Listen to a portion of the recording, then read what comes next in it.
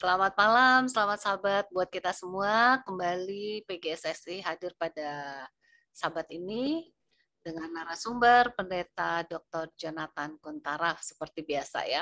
Dan ini adalah pelajaran keempat ya tentang air bah. Wah, ini dia kita turunannya nih dari Bapak Nuh ya.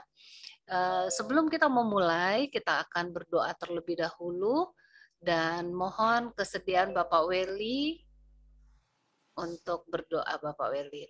Iya, Pak. Kedengaran suara saya? Ya, jelas suaranya, silakan Pak. Baiklah, kita tunduk kepala dan berdoa. Ya Tuhan, Bapa surga, pada pembukaan Sabat yang suci ini, kembali kami datang bersama-sama berkumpul untuk belajar dari firman-Mu yang akan dibawakan oleh Pendeta Kuntaraf. Kiranya Tuhan berkati beliau. Demikian juga bagi kami semua, membuka pikiran kami sehingga Roh Tuhan membawa kami lebih memahami akan kebenaran-Mu pada malam ini. Demikian juga berkati dari Peggy, host, dan semua kami yang terlibat di dalam Zoom ini. Berkati juga rekan-rekan yang masih berusaha untuk masuk dalam Zoom ini sehingga kami sama-sama mendapatkan berkat yang limpah daripada Tuhan. Berkati semua aplikasi yang kami gunakan. Kiranya jadi untuk kemuliaan nama Tuhan.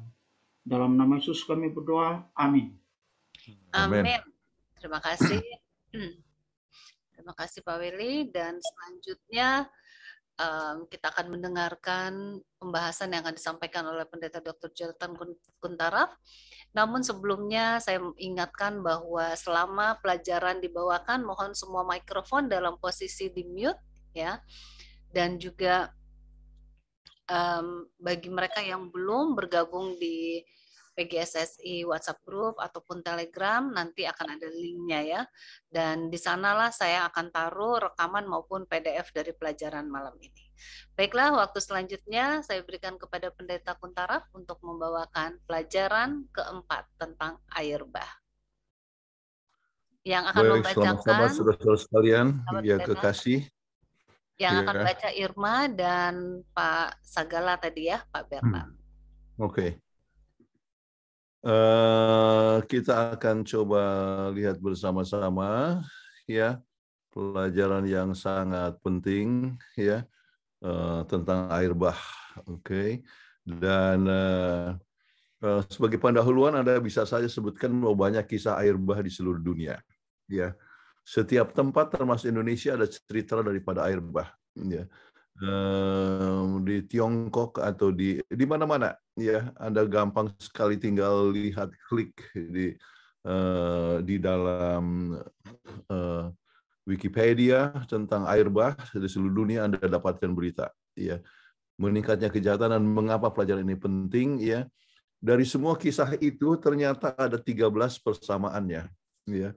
Misalnya adalah bahwa musibah ini hanyalah untuk tentang air bah, jadi tidak ada musibah yang lain. Rata-rata 95% daripada kisah itu menyebutkan demikian. Kemudian itu adalah sesuatu hal yang global, ada sekitar 95%. Kemudian ada keluarga yang selamat, ya kira-kira 88%. Kemudian apakah juga itu mulainya dari satu geografi yang lokal, ya dalam hal ini adalah di daerah Mesopotamia sana ya itu 82%. Kemudian apakah disebutkan tentang air bah ada 75% ya. Apakah disebutkan ada binatang juga ya peranannya disebutkan 73%. Kemudian disebutkan bahwa selamat melalui perahu ataupun kapal ya atau bahtera ya ada 70% ya. Kemudian ada selamat binatang yang 67%. Kemudian apa ini disebabkan kejahatan manusia lebih kurang 66% yang cerita itu ya. Kemudian apakah ada keluarga ya apakah ada amaran diberikan lebih dahulu 66% diberikan daripada semua cerita itu menyebutkan ada amaran diberikan lebih dahulu. Kemudian akhirnya yang selamat itu mendarat di gunung ya 57%. Kemudian dikirimkan dulu burung 35%. Kemudian yang selamat memberikan korban ada sekitar 13%. Kemudian ada yang selamat 9 orang, artinya 8 orang itu 9%. Jadi kisah-kisah ini ada persamaan, ya. Kalau begitu bagaimana itu sama terus ada perbedaan? Sumbernya adalah satu. Kita tahu bahwa kisah ini telah pernah terjadi untuk seluruh dunia. Baik, meningkatnya kejahatan sebagai penyebab daripada air bah. Kalau kita lihat kepada pendahuluan dikatakan sebagai berikut, oke, bahwa ketika dilihat Tuhan bahwa kejahatan manusia besar di bumi dan bahwa segala kecenderungan hatinya selalu membuahkan kejahatan semata-mata. Nah, kata kerja melihat membawa pembaca kembali ke setiap langkah penciptaan Tuhan. Tetapi apa yang Tuhan lihat sekarang bukan tov, baik, tetapi ra, jahat. Ya, seolah-olah Tuhan telah menyesali dalam menciptakan dunia yang sekarang penuh dengan kejahatan. Nah, kita lihat bahwa masih tetap dalam buku Kejadian, ya. Tetapi hanya beda dari pasal 1 dan pasal yang ke-6, ya. Tapi kisah ini berbeda sekitar lebih kurang 2.500 tahun, ya. Nah, kita dapatkan bahwa yang dilihat itu ternyata pertama begitu baik sekali, sekarang yang dilihat adalah penuh dengan kejahatan. Jadi kemerosotan daripada manusia, moral manusia. Kemudian pelajaran penting sebab kita belajar mengenai dosa dan akibatnya. Kita belajar kasih Allah dalam memberikan kesempatan kepada manusia untuk selamat. Dan kita juga belajar bahwa suasana sekarang seperti pada zaman Nuh dan kita harus menyiapkan diri, ya, sebab apa yang terjadi ya pada masa zaman Nuh itulah yang terjadi sekarang ini. Baik, apa yang kita dapat pelajari pada ayat hafalan, ya? Oke, Irma. Matius 24 ayat 37, sebab sebagaimana halnya pada zaman Nuh, demikian pula halnya kelak pada kedatangan Anak Manusia. Oke, jadi kita bisa lihat bahwa inilah yang terjadi sekarang ini. Nanti kita coba lihat apakah memang betul demikian seperti pada zaman Nuh. Oke, nah kalau buat garis pelajaran ya kita ambil inti hanya 3 bagian. Pertama apa? Amaran Tuhan. Kedua, hukuman dan perlindungan Tuhan. Kemudian perjanjian Tuhan. Jadi dengan dasar ini Anda bisa mengajarkan dengan sangat mudah sekali sebab mencakup semua pelajaran. Oke. Amaran dari Tuhan bagaimana, kemudian hukuman, yaitu air bah itu sendiri, kemudian perjanjian daripada Tuhan. Nah, amaran Tuhan, apakah yang menyebabkan musibah air bah itu secara global? Oke, baik, sekarang saya Bernard. Kejadian 6 ayat 1 sampai 3 dan 5. Ketika manusia itu mulai bertambah banyak jumlahnya di muka bumi, dan bagi mereka lahir anak-anak perempuan, maka anak-anak Allah melihat bahwa anak-anak perempuan manusia itu cantik-cantik, lalu mereka mengambil istri dari antara perempuan-perempuan itu, siapa saja yang disukai mereka. Berfirmanlah Tuhan, Rohku tidak akan selama-lamanya tinggal di dalam manusia, karena manusia itu adalah daging, tetapi umurnya akan 120 tahun saja. Ketika dilihat Tuhan bahwa kejahatan manusia itu besar di bumi, dan bahwa segala kecenderungan hatinya selalu membuahkan kejahatan semata-mata. Jadi kita bisa melihat bahwa yang menyebabkan akan datangnya air bah adalah oleh sebab kejahatan manusia. Kemudian kita coba lihat apa yang terjadi dengan apa yang dikatakan oleh Yesus. Ya, kalau kita lihat kata Yesus di dalam Matius 24 ayat 37 dan 38. Sebab Irma? sebagaimana halnya pada zaman Nuh, demikian pula halnya kelak pada kedatangan Anak Manusia. Nah, apakah betul-betul terjadi sekarang? Ya, kita coba lihat lebih lanjut. Apa yang terjadi pada masa lalu itu? Bernard? Matius 24 ayat 37 dan 38, sebab sebagaimana mereka pada zaman sebelum air bah itu makan dan minum. Oke, kemudian? Kawin dan mengawinkan sampai kepada hari Nuh masuk ke dalam bahtera. Oke, nah apa yang terjadi adalah mereka makan, minum, dan sebagainya, kawin-mawin, ya. Itu adalah sesuatu perkara yang menjadi satu tanda ya pada zaman Nuh. Apa yang terjadi dengan kemudian ya ini Nuh dia mengabarkan akan Injil ya. Namun apa yang terjadi ya itulah yang terjadi dengan sekarang, perpecahan dalam unit keluarga, sikap kepuasan dengan hal-hal rohani dan kehidupan moral ya. Jadi mereka tidak mempunyai lagi moralitas yang tinggi. saya berikan ini data, misalnya kelahiran dari wanita yang tidak menikah di Amerika, saya ambil contoh, itu makin lama makin meningkat terus. Oke. Kemudian 50-75% dari semua pernikahan berakhir dengan perceraian. Ya. Ini adalah saya ambil data dari Amerika, maafkan ya. Tetapi kita lihat kalau lihat berita-berita juga banyak terjadi di negara-negara yang lain ya, di Indonesia sekalipun. Oke.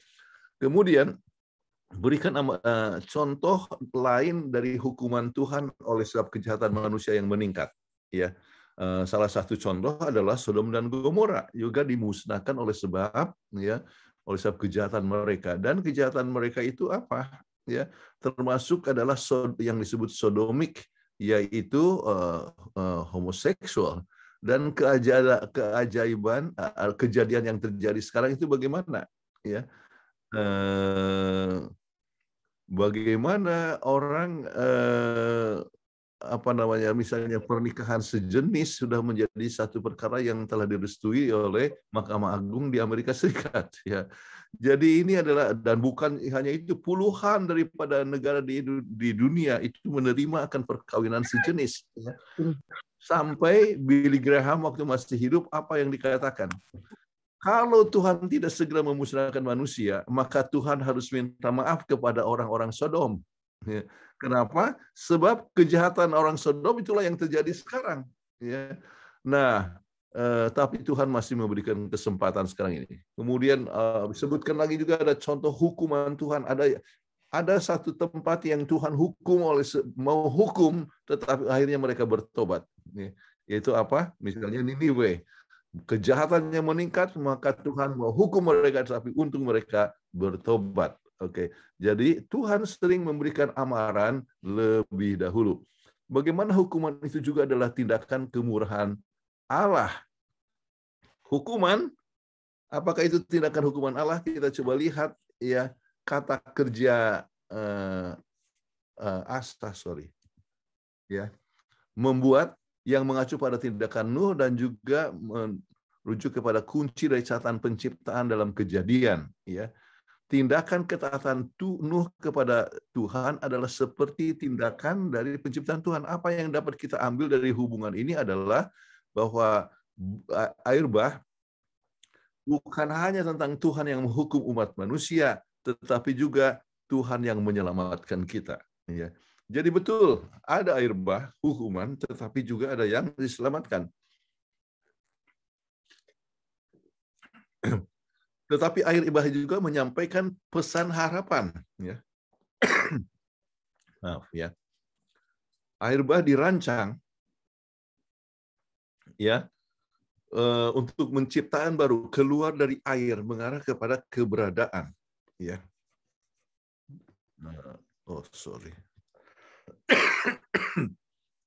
Pergerakan air menunjukkan bahwa peristiwa penciptaan ini sebenarnya membalikan tindakan penciptaan dalam Kejadian 1 ya. Jadi kan air terpisah semula. Sekarang airnya artinya bersatu, artinya satu kebalikan daripada penciptaan, seperti untuk menciptakan kembali ya. Nah, pesan paradoks, Tuhan harus menghancurkan apa yang sebelumnya ada untuk memungkinkan terciptanya ciptaan baru sesudah itu. Penciptaan bumi ya, artinya yang baru membutuhkan penghancuran yang lama ya. Itu satu hal yang sangat penting, dan hal yang sangat penting kita coba lihat di sini, tetap adanya suatu harapan walaupun adanya suatu hukuman ya. Baik, hukuman sebagai kemurahan. Penyesalan Tuhan juga mengandung unsur keselamatan. Kata Ibrani untuk maaf, menyesal, ya, nakam, digaungkan dengan nama Nuh, ya, yaitu Noah, yang berarti ya penghiburan. Ya, itu ada ayatnya. Jadi tanggapan Tuhan atas kejahatan ini ya mempunyai dua sisi. Isi berisi ancaman keadilan, menyebabkan kehancuran bagi beberapa orang, namun tanggapan menjanjikan penghiburan dan belas kasihan, ya, yang menuntun kepada keselamatan juga bagi orang lain. Oke. Nah, mengapa Tuhan memberikan tugas khusus kepada Nuh? Ya, Oke, bisa dibaca Kejadian 6 ayat 8 dan 18 dan 22. Tetapi Nuh mendapat kasih karunia di mata Tuhan. Tetapi dengan engkau aku akan mengadakan perjanjianku, dan engkau akan masuk ke dalam bahtera itu. Engkau bersama dengan anak-anakmu dan istrimu, dan istri anak-anakmu. Lalu Nuh melakukannya semuanya itu, tepat seperti yang diperintahkan Allah kepadanya. Demikianlah dilakukannya. Oke, apa yang menyebabkan keselamatan daripada Nuh yang memberikan tugas khusus sampai Tuhan mempercayakan kepada Nuh? Kita lihat di sini adalah Nuh mendapat kasih karunia di mata Tuhan. Jadi yang menyebabkan dia dapatkan tugas itu adalah apa? Kasih karunia. Kemudian Tuhan memerintahkan, ya, membuat perjanjian. Lalu Nuh melakukan dengan taat yang diperintahkan Allah kepadanya. Anda bisa lihat ini adalah satu prinsip keselamatan dalam kehidupan manusia. Ya, manusia selamat kenapa? Bukan oleh sebab perbuatan kita, tetapi oleh sebab kasih karunia Allah. Ya, jadi Tuhan memberikan kasih karunia, kemudian apa yang kita buat? Kita harus taat kepadanya. Jadi banyak orang katakan hanya dengan kasih karunia, dengan iman saja, tetapi tidak mau menurut. Ya, hukum tidak lagi berlaku. Ini mengandung inti satu perkara yang sangat penting sekali, bahwa kasih karunia Allah itu harus menghasilkan penurutan, ketaatan kita kepada Tuhan. Baik. Nah, pelajaran kita sangat menarik sekali oleh sebab menghubungkan antara bahtera dan tabut bait Allah. Ya. Nah, kata Ibrani yang sama yang terjemahkan bahtera, teva, digunakan untuk menggambarkan keranjang Musa, ya, dan juga tabut perjanjian. Apakah hal yang penting yang dilihat di sini?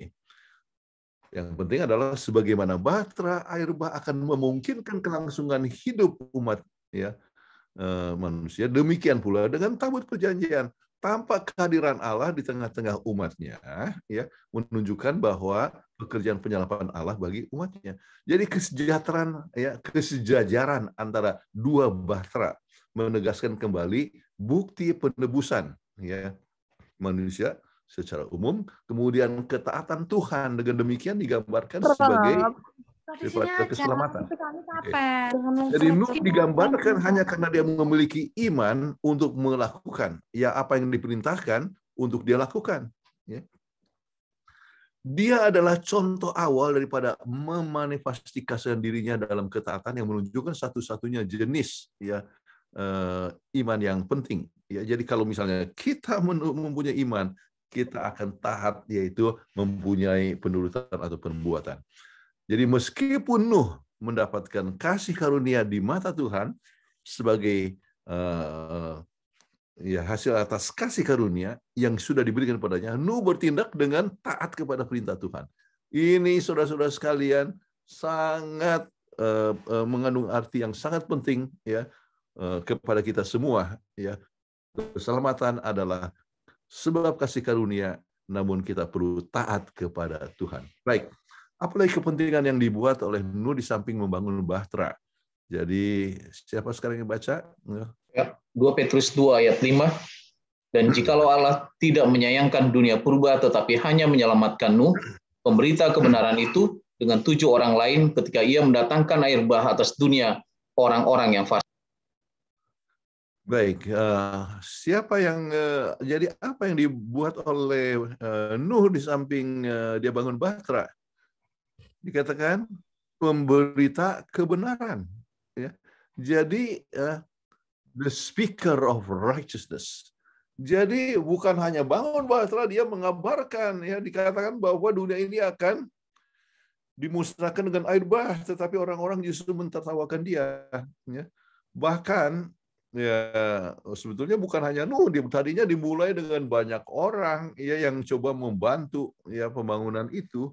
Tetapi makin lama makin tawar hati, dan ada juga yang meninggal seperti Metusalah, ya, arti daripada Metusalah adalah yang mati pada saat air bah, ya. Jadi kita mengetahui artinya sebelum air bah. Ya, pada sebelum kedatangan air bah, Matusalah meninggal, tetapi dia termasuk yang membantu akan Nuh, ya, di dalam mengabarkan. Baik, jadi ini adalah hal yang perlu kita ingat bahwa Nuh adalah pengkhotbah kebenaran. Kemudian mengapa hanya keluarga Nuh, ya, yang masuk dalam bahtera yang dibangun sesuai dengan instruksi daripada Tuhan, ya. Kita lihat Ibrani 11 ayat 7. Karena iman maka ruh dengan petunjuk Allah tentang sesuatu yang belum kelihatan, dengan taat mempersiapkan bahtera untuk menyelamatkan keluarganya. Dan karena iman itu ia menghukum dunia, dan ia ditentukan untuk menerima kebenaran sesuai dengan imannya. 2 Petrus 3 ayat 9, Tuhan tidak lalai menepati janjinya sekalipun ada orang yang menganggapnya sebagai kelalaian. Tetapi ia sabar terhadap kamu karena ia menghendaki supaya jangan ada yang binasa, melainkan supaya semua orang berbalik dan bertobat. Ya. Oke, terima kasih. Jadi kita bisa lihat di sini faktor apa yang kita pelajari dari sini. Dia mempersiapkan untuk menyelamatkan keluarganya. Betul. Ada orang yang katakan bahwa Nuh itu adalah pengkhotbah atau evangelis yang gagal. Kenapa? Khotbah 120 tahun, namun yang selamat ya hanya 8 orang, itu sudah termasuk dia. Jadi yang ikut dia hanya 7 orang. Ya. Khotbah 120 tahun. Ya. Ya. Lain dengan Yunus. Ya. Dia khotbah 40 hari, maka seluruh kota bertobat. Namun satu perkara yang sangat penting daripada ini ialah apa? Yaitu keluarganya semuanya selamat. Saudara-saudara sekalian, kepada saudara, ingatlah, tugas pertama yang kita harus buat adalah anggota keluarga kita. Ya. Sering ya para pendeta berkhotbah, ya banyak membawa orang datang kepada Tuhan, tetapi dia tidak punya cukup waktu buat keluarga dan keluarganya ya meninggalkan dia, ya, atau meninggalkan kebenaran. Ingat, yang sangat pertama adalah keluarga kita. Ya, pastikan anggota keluarga kita mengenalkan Tuhan. Jadi satu waktu anak kami meninggal, ya, saya bertemu dengan seorang pendeta, ya. Dan dikatakan, oh, turut berduka cita. Terus katakan, ya, tapi kita punya pengharapan. Saya tahu dengan kegiatan dia selalu menginjil dan sebagainya. Dan kami punya pengharapan untuk bertemu. Terus apa yang dia katakan? Luar biasa, tetapi ya saya tidak bisa katakan begitu untuk anak saya. Ya. Kenapa? Sebab anak pendeta itu ya tidak artinya meninggalkan kebenaran, boleh kita katakan. Saya katakan tetaplah berdoa supaya ia tetap bisa kembali lagi. Banyak orang tua yang bisa berhasil dalam penarikan jiwa tetapi gagal di dalam rumah tangga. Jangan sampai itu terjadi kepada kita. Oke, baik, kita coba lihat lebih lanjut hukuman dan perlindungan Tuhan. Bagaimana dunia mengalami malapetaka oleh sebab Tuhan menghukum mereka yang telah melakukan kejahatan dengan berbagai tindakan yang tidak bermoral. Dan kita coba lihat ini ayat-ayat, kita ambil sarinya saja beberapa. Silakan. Kejadian 7 ayat 11 sampai 12. Pada waktu umur Nuh 600 tahun, pada bulan yang kedua, pada hari yang ke-17 bulan itu, pada hari itulah terbelah segala mata air samudera raya yang dahsyat dan terbukalah tingkap-tingkap di langit. Dan turunlah hujan lebat meliputi bumi 40 hari, 40 malam lamanya. Ya, jadi ini adalah satu perkara yang telah terjadi, bahwa hujan lebat yang tidak pernah terjadi sebelumnya, kemudian semua matahari semua keluar dan sebagainya sampai membanjiri, ya, meliputi seluruh dunia. Kenapa? Sebab itu adalah 40 hari terjadi, ya. Kemudian ya, apa yang terjadi dalam Kejadian 8 ayat 1, ya, Tuhan ingat kepada Nuh. Apakah berarti Tuhan apakah itu berarti Nuh pernah dilupakan? Silakan. Kejadian 19 ayat 29, demikianlah pada waktu Allah memusnahkan kota-kota di lembah Yordan dan menunggang balikan kota-kota di kediaman Lot. Maka Allah ingat kepada Abraham, lalu dikeluarkannya lah Lot dari tengah-tengah tempat yang ditunggang balikan itu. Mazmur 106 ayat 4, ingatlah aku ya Tuhan, demi kemurahan terhadap umat-Mu, perhatikanlah aku demi keselamatan darimu. Lukas 23 ayat 42, lalu ia berkata, Yesus, ingatlah akan aku apabila engkau datang sebagai Raja. Oke, dari ayat-ayat ini kata ingatlah, ingatlah. Apakah itu berarti Tuhan melupakan? Jawabnya adalah bukan demikian. Kata kerja zakar ingat berarti Tuhan tidak melupakan. Ini lebih dari sekedar latihan mental. Dalam konteks Alkitabiah, Allah yang mengingat berarti memenuhi janjinya. Ya. Setiap kali mengacu kepada keselamatan. Ya. Dan dalam konteks air bah, Allah mengingat berarti bahwa air ya kemudian artinya berhenti, kemudian bahwa Nuh akan dapat segera meninggalkan akan bahtera. Jadi Allah mengingat, artinya Tuhan tidak melupakan akan ya. Dan saudara-saudara sekalian jangan lupa bahwa Tuhan tetap ya tidak melupakan kita. Ya. Tuhan dalam kasih-Nya yang luar biasa. Dalam keadaan Anda yang terpuruk sekalipun, ya Tuhan tetap tidak melupakan Anda. Ya, kasih-Nya itu adalah luar biasa. Ya, mungkin Anda mengalami suatu musibah, jangan lupa Tuhan tidak melupakan. Ya, datanglah kepada Tuhan senantiasa. Bagaimana Tuhan tetap memenuhi janjinya dalam menyelamatkan Tuhan dan keluarganya dari air bah? Kita lihat dari 8:1b sampai 4. Kejadian 8 ayat 1b sampai 4. Allah membuat angin menghembus melalui bumi sehingga air itu turun. Ditutuplah mata-mata air, samudra raya serta tingkap-tingkap di langit, dan berhentilah hujan lebat dari langit, dan makin surutlah air itu dari muka bumi. Demikianlah berkurang air itu sesudah 150 hari.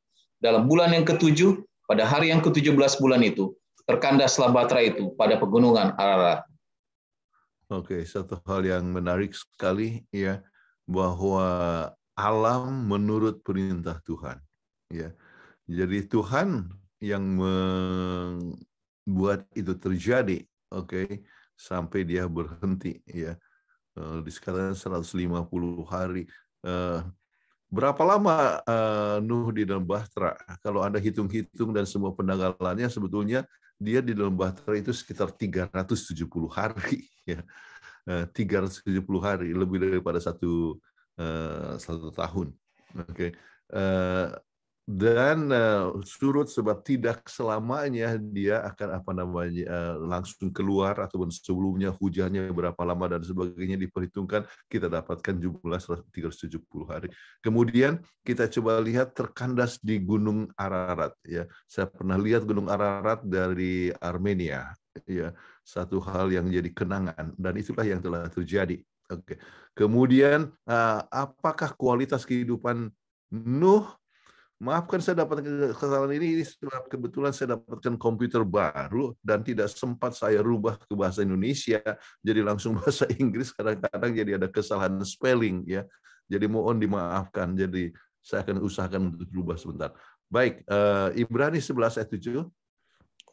Karena iman, maka Nuh dengan petunjuk Allah tentang sesuatu yang belum kelihatan, dengan taat mempersiapkan bahtera untuk menyelamatkan keluarganya, dan karena iman itu ia menghukum dunia, dan ia ditentukan untuk menerima kebenaran sesuai dengan imannya. Jadi apakah kualitas kehidupan dari Nuh masa lalu yang tetap dibutuhkan sekarang ini? Yaitu tetap memperhatikan keluarga dan tetap beriman, ya, tetap taat ya. Jadi menurut akan kebenaran sesuai dengan imannya. Ini adalah satu hal yang dibutuhkan sekarang ini. Jangan lupa ya, keluarga kita ya, kita utamakan ya. Dan pemberian yang terbesar kita bisa berikan kepada keluarga adalah apa? Waktu kita. Ya, waktu itu adalah kehidupan.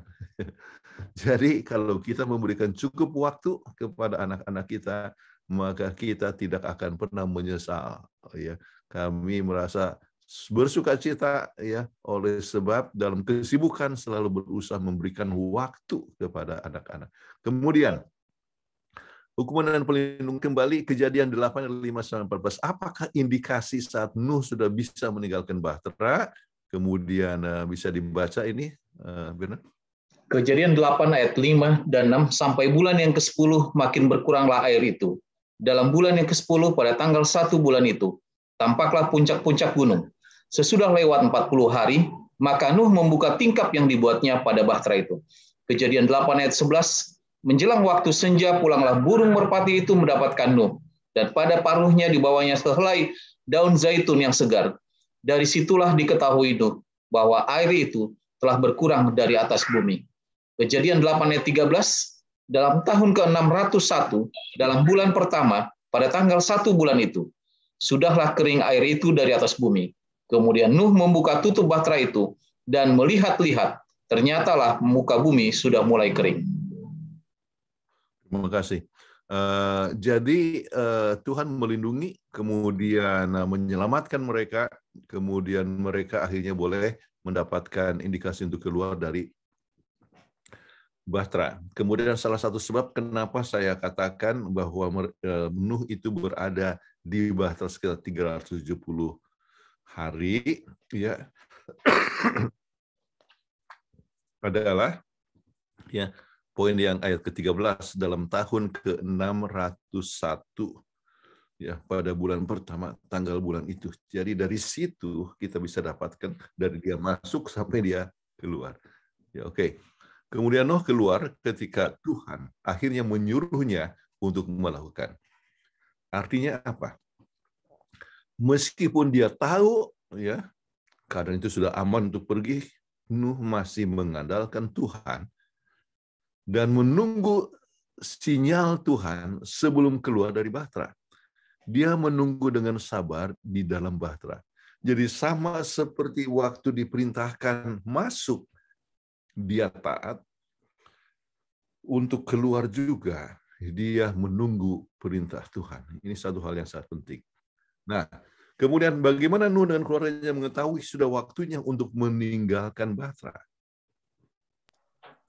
Silakan. Kejadian 8 ayat 15 dan 16, lalu berkatalah Allah kepada Nuh, keluarlah dari bahtera itu, engkau bersama dengan istrimu serta anak-anakmu dan istri anak-anakmu. Oke, jadi itulah perintah yang datang daripada Tuhan. Nah, mengapa Nuh menurut perintah Allah untuk meninggalkan bahtera? Ya, dia bisa berkata, biarlah kami tinggal di sini, mungkin air bah bisa datang lagi. Tuhan, artinya Nuh selalu mendengar suara Tuhan.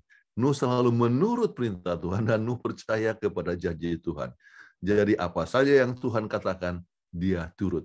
Ini satu pelajaran yang sangat penting untuk kita semua. Oke. Kemudian bagaimana agar kita dapat mempunyai pengalaman dalam mempunyai iman yang mendalam dan percaya kepada Allah sepenuhnya? Ya, kita percaya bahwa kita harus selalu mengambil waktu dengan Tuhan. Oke. Belajar mempunyai kepekaan kepada suara Tuhan. Kadang-kadang Tuhan kita sedang berada di pesawat, ya. Kadang-kadang di samping kita seorang misalnya sedang baca. Kadang-kadang ada suara datang kepada kita, ya. Bersaksilah kepada orang yang di samping kita.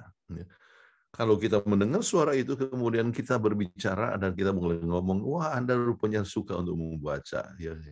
Kemudian apa buku favorit Anda? Kemudian Anda sebutkan, ya, saya senang sekali untuk baca Alkitab. Itu bisa menjadi satu dasar daripada bersaksi. Jadi kembali kita harus mempunyai kepekaan kepada suara Tuhan. Kemudian menurut akan perintahnya dalam perkara yang kecil sekalipun, ya. Kadang-kadang kita itu bukan untuk saya. Bicara soal makanan, ya, makanan sehat, ya, makanan itu untuk orang lain, bukan untuk kita, ya, dan sebagainya.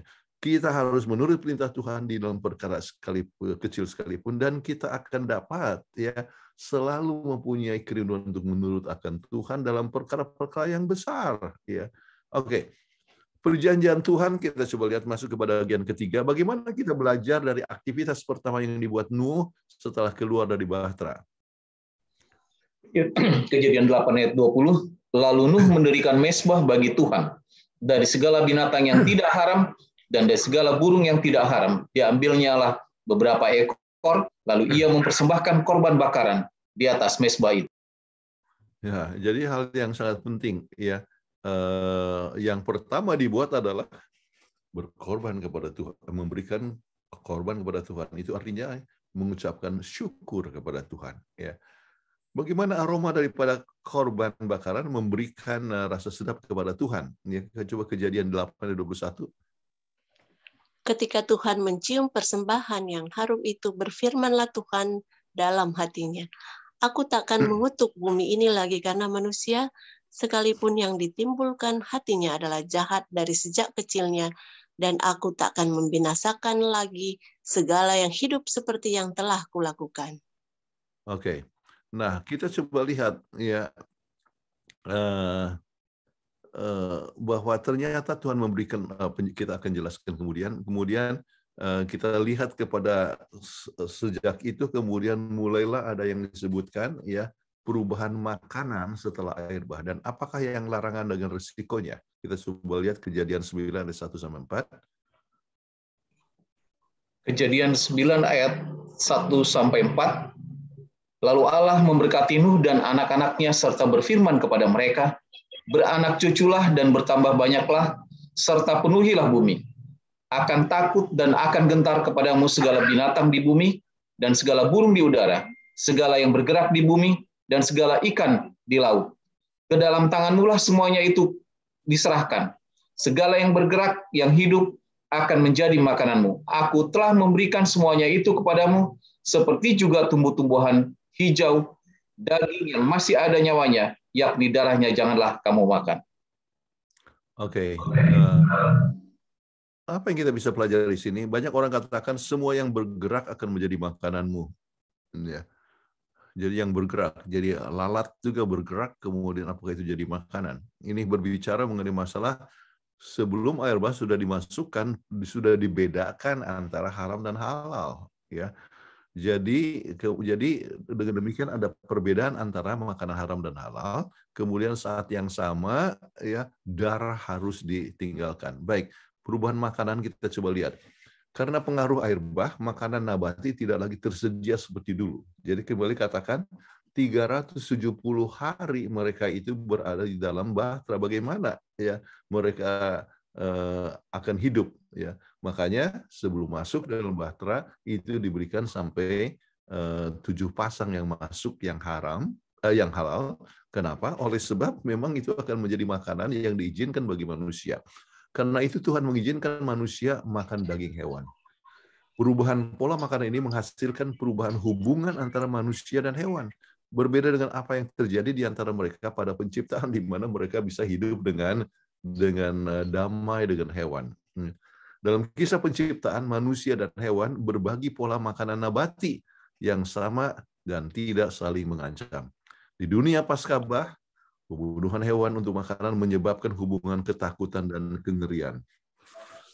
Begitu mereka mulai memakan satu sama lain, manusia dan hewan mengembangkan hubungan yang sangat berbeda dengan apa yang dinikmati ya di Eden. Toleransi Tuhan bagaimana memiliki 2 batasan. Pertama, tidak semua hewan layak untuk dimakan. Tersirat di dalam perbedaan antara hewan dan halal dan haram yang merupakan bagian daripada urutan penciptaan. Ya. Dibandingkan dengan ya Kejadian 1:21, ia bicara mengenai masalah makanan yang sebelumnya. Oke. Kemudian yang kedua ditunjukkan secara eksplisit bahwa menjauhkan diri dari konsumsi darah karena hidup ada di dalam darah. Ya. Jadi perbedaan antara haram dan halal, kemudian menghindarkan akan darah itu terus diulangi juga di dalam buku Imamat ya kita ketahui. Baik, bagaimana tanda dari perjanjian adalah penting dalam kehidupan manusia. Kita coba lihat Kejadian 9 ayat 8-11. Kejadian 9 ayat 8-11, sesungguhnya aku mengadakan perjanjianku dengan kamu dan dengan keturunanmu, maka kuadakan perjanjianku dengan kamu, bahwa sejak ini tidak ada yang hidup yang akan dilenyapkan air bah lagi, dan tidak akan ada lagi air bah untuk memusnahkan bumi. Dan berfirmanlah Allah berfirman, inilah tanda perjanjian yang kuadakan antara aku dan kamu, serta segala makhluk yang hidup, yang bersama-sama dengan kamu turun-temurun, untuk selama-lamanya. Busurku kutaruh di awan, supaya itu menjadi tanda perjanjian antara aku dan bumi. Oke, kita melihat bahwa Tuhan membuat perjanjian, dia tidak akan lagi memusnahkan manusia dengan air bah. Yang dimaksudkan itu adalah air bah secara global, ya. Bisa saja ada kebanjiran atau banjir badang, ya. Tempoh hari di Papua, ya, ada satu dari kita punya sekolah yang meninggal, ya. Jadi bukan itu, tetapi itu berbicara secara global seluruh dunia, ya. Tetapi ya Tuhan bisa memusnahkan manusia dengan api, ya, kalau tetap melakukan suatu pelanggaran. Baik, kemudian busurku kita lihat adalah mengenai masalah ya pelangi. Oke. Nah, pentingnya perjanjian Tuhan. Komitmen Tuhan untuk melestarikan kehidupan adalah tindakan anugerah. Itu bukan karena kebaikan manusia. Ya. Tuhan memutuskan untuk memelihara kehidupan, ya, di bumi meskipun manusia jahat.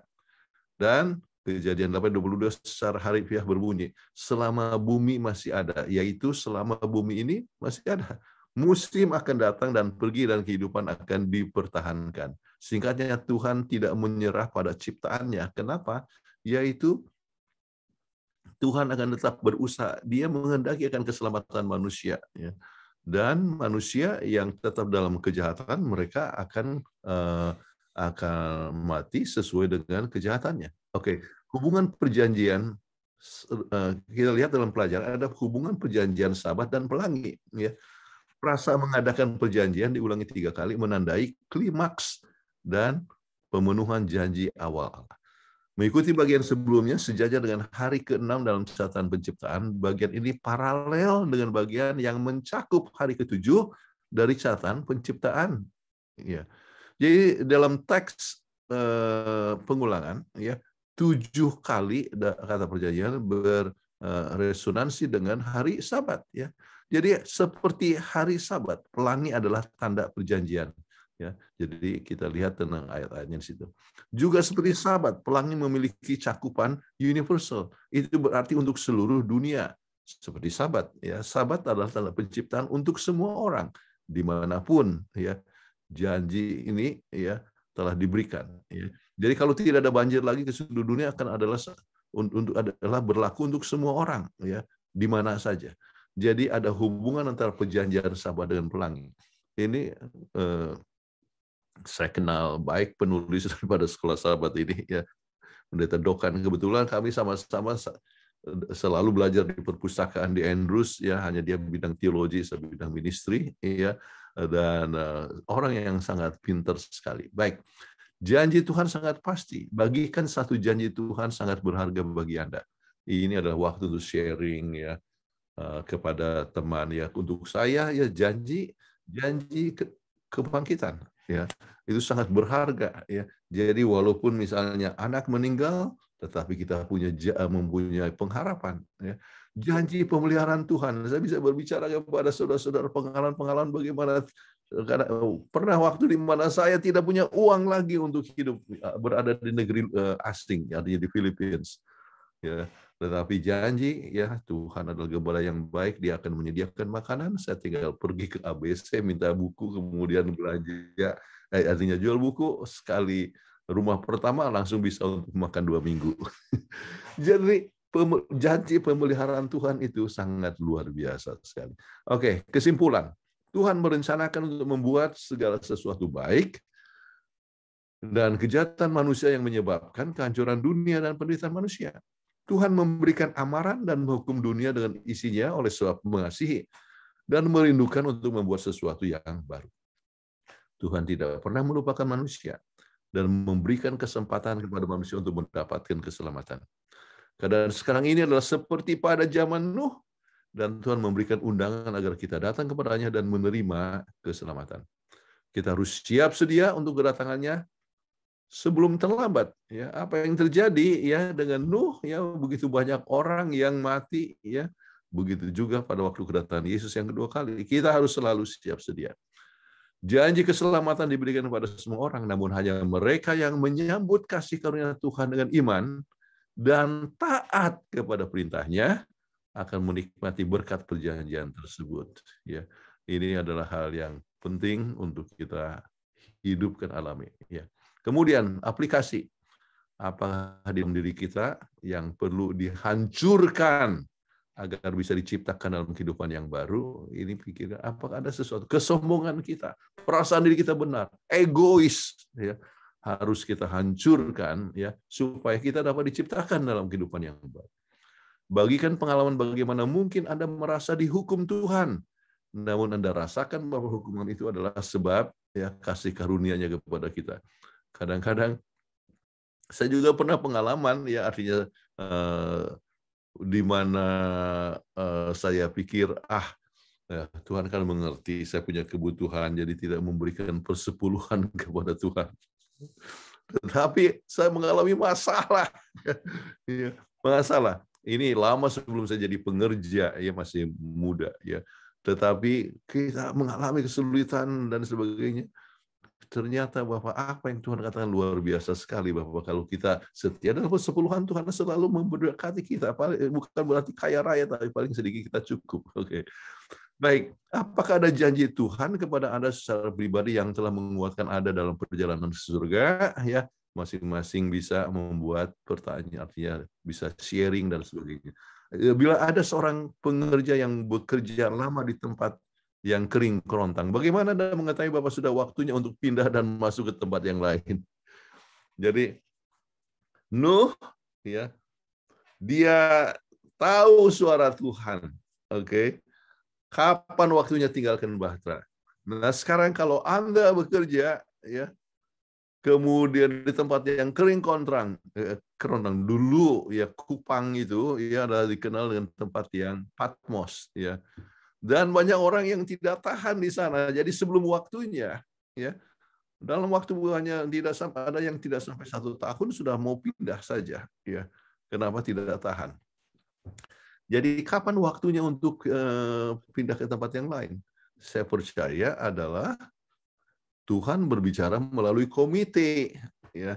Jadi, ya, kapan waktunya untuk meninggalkan tempat tersebut dan sebagainya. Baik, itu adalah aplikasi yang bisa diambil dari pelajaran kita. Oh, ini adalah Ibu Peggy yang baca.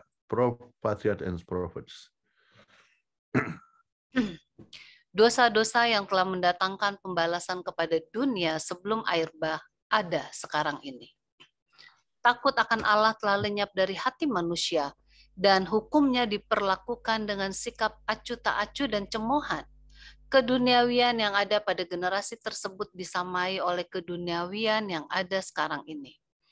Tuhan menghukum orang-orang sebelum air bah, bukan karena mereka makan minum.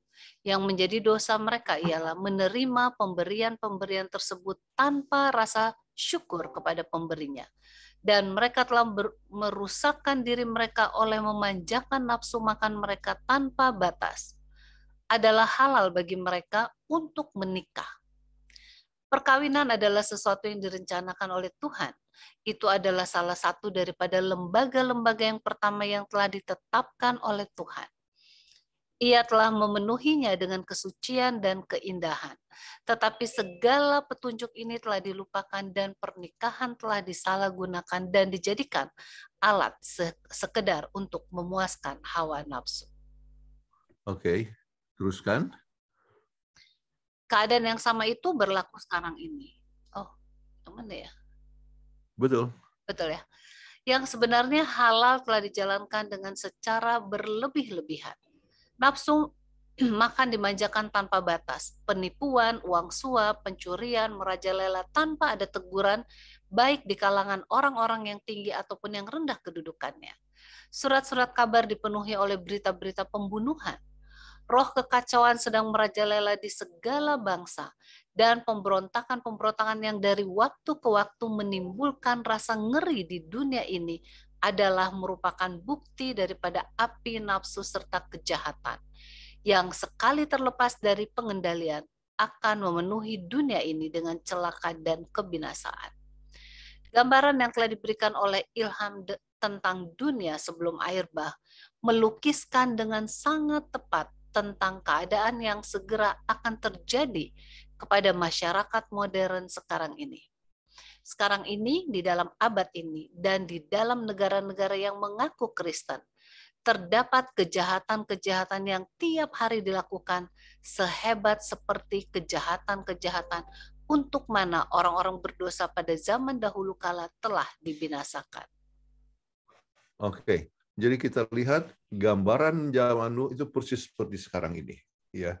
Jadi makan ya Tuhan berikan makanan, tetapi mereka telah penuh dengan nafsu. Kemudian perkawinan itu adalah satu hal yang sangat legal, namun telah menjadi pemuasan nafsu dan sebagainya.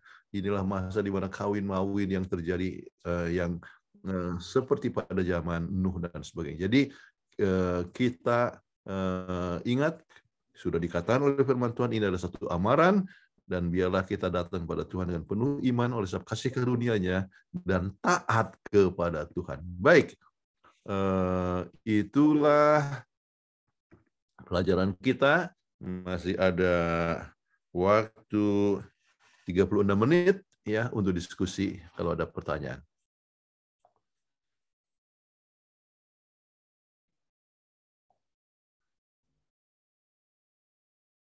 Ya, terima kasih Pendeta Kuntaraf untuk pelajaran yang baik sekali, mengingatkan kita bagaimana pekabaran waktu itu ya dari air bah. Nah, di kolom chat sudah ada beberapa pertanyaan, dan bagi mereka yang belum bertanya dan mau bertanya bisa tuliskan pertanyaan di kolom chat, dan bagi mereka yang ingin bertanya langsung boleh klik raise hand, nanti akan saya panggilkan namanya dan boleh bertanya langsung. Saya akan bacakan pertanyaan berikut ini dari Bapak Raymond Andrew Sakul. Izin bertanya, karena Nuh mendapat kasih karunia, maka Nuh harus taat agar supaya tujuan kasih karunia itu tercapai. Apakah seperti ini sikap gereja Advent? Puji Tuhan atas pencerahan ini. Bolehkah pendeta menerangkan kembali sola gratia? Terima kasih. Oke, terima kasih. Ini bagus sekali pertanyaannya.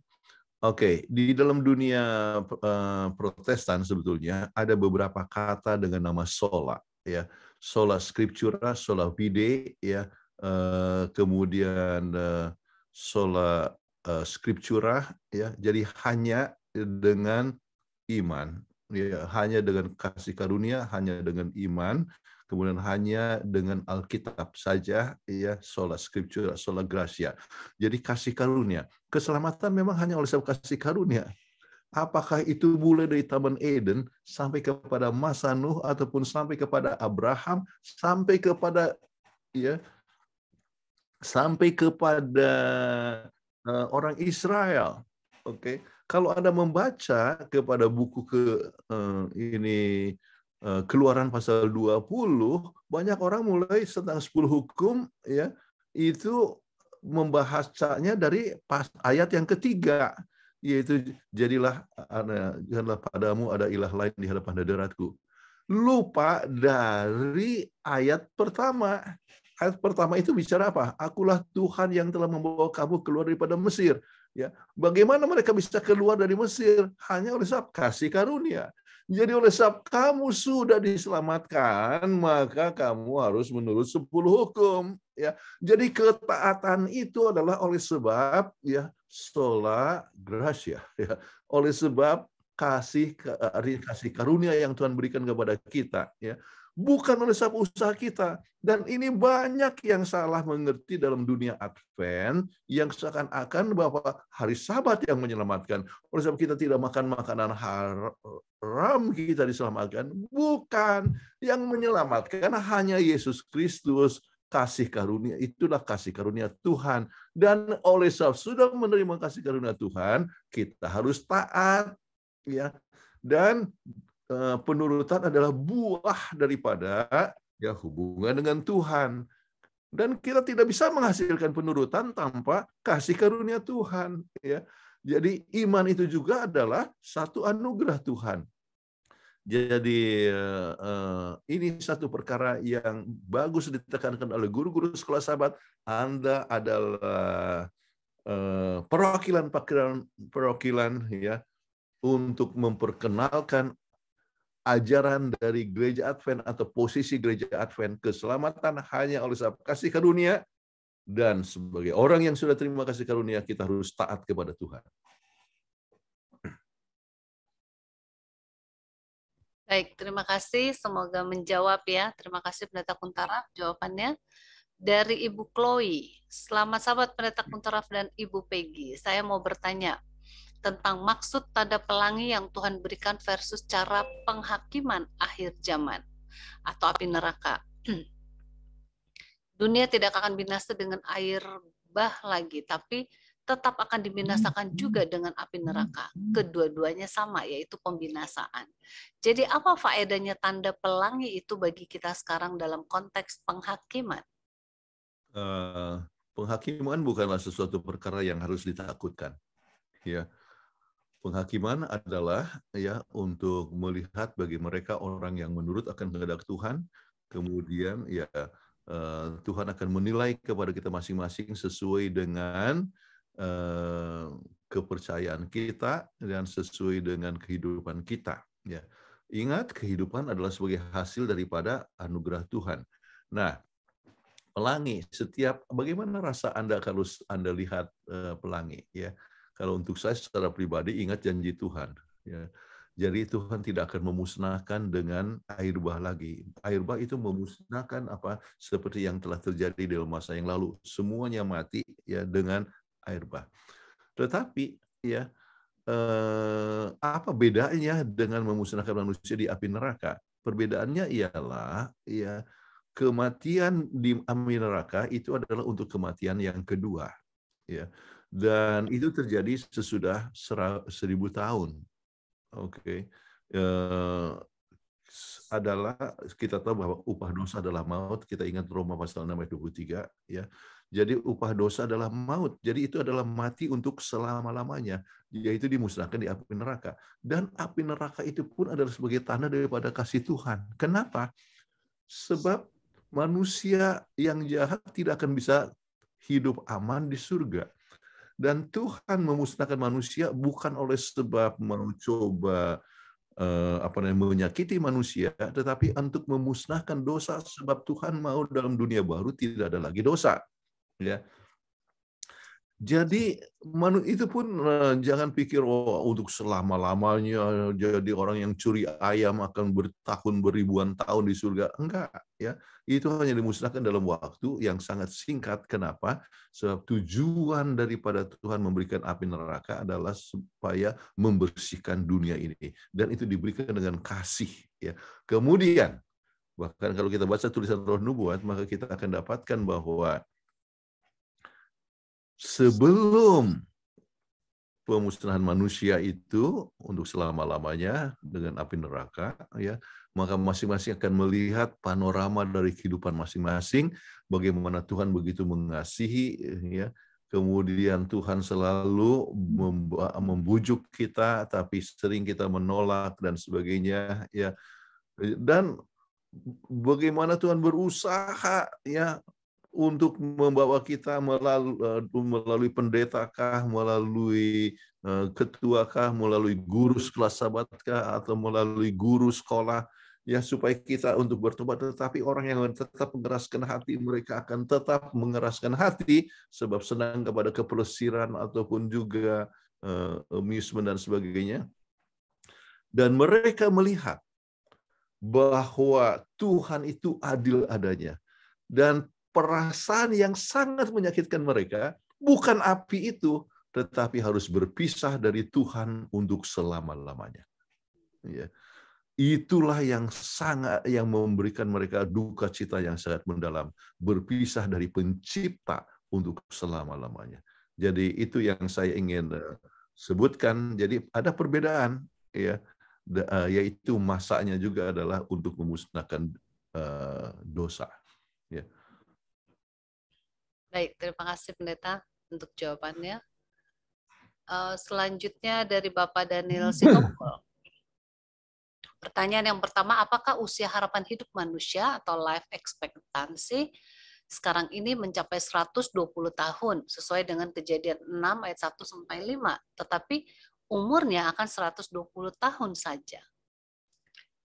yang kedua, apakah pada waktu Yesus datang kedua kali ada anak-anak Allah atau umat Allah lainnya pada zaman Nuh yang turut dibangkitkan untuk mewarisi hidup kekal, atau hanya keluarga Nuh saja? Gimana nih pendeta? Yang pertama dahulu tentang 120 tahun itu bukan berbicara tentang expectancy, artinya usia harapan hidup daripada manusia. Itu berbicara Tuhan memberikan kesempatan mereka untuk hidup. Kita tahu bahwa mereka punya hidup ya itu masih ratusan tahun, oke. Tetapi sesudah Nuh ya apa yang terjadi? Hidup manusia itu makin lama makin menurun. Jadi Nuh masih 950 tahun, tetapi apa yang terjadi dengan Abraham, dia hanya 175 tahun. Jadi sesudah makan daging, maka usia itu makin lama makin menurun. Tetapi bukan berarti bahwa usia harapan hidup itu 120 tahun. Oke, itu hanyalah waktu yang diberikan kepada manusia pada waktu itu. Itu pertama. Yang kedua, usia harapan hidup sekarang ini itu tergantung kepada keturunannya, tergantung kepada dia punya vital force, ya, dan termasuk kemudian tergantung kepada dia punya kebiasaan hidup. Ada orang yang keturunannya misalnya di atas 100 tahun, 105 misalnya, kemudian dengan demikian dia dilahirkan dengan vital force untuk hidup 105 tahun, tetapi kalau dia merokok terus-terusan, yang 105 tahun itu bisa menjadi 70 tahun. Atau bisa menjadi 50 tahun. Kalau dia terus-terus mabok-mabok, maka dia punya syaraf-syaraf itu banyak dirusak dan sebagainya, bisa saja dia masih cepat mati cepat. Apalagi kalau dia masuk dengan narkoba. Jadi usia harapan hidup banyak tergantung bukan hanya kepada dia punya vital force, ataupun juga secara yang diwariskan dari orang tua dan sebagainya, tetapi juga atas kebiasaan atau pola hidup yang dibuat sekarang ini. Ya, jadi kalau Anda mau punya usia harapan hidup yang tinggi, maka faktor itu sangat penting sekali. Oke. Baik, mudah-mudahan saya sudah jawab pertanyaannya. Ya. Jadi benar-benar kita harus menjaga kesehatan tubuh kita ya dengan mengikuti gaya hidup seperti New Start atau Celebration ya, Pendeta. Baik. Apa pertanyaan yang kedua tadi?